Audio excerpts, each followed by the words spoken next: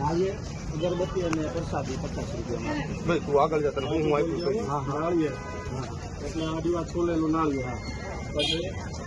એ બે હાથમાં આપવા માંડો ભાઈ, જે તમે જેટલું આપતા હોય ને હાથમાં આપી દો.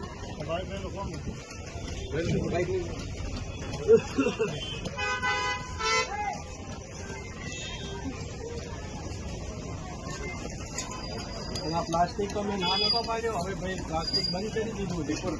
હા કાલે મીટિંગ રાખી દો ભાઈ, હવે પ્લાસ્ટિક બધું બંધ કરી.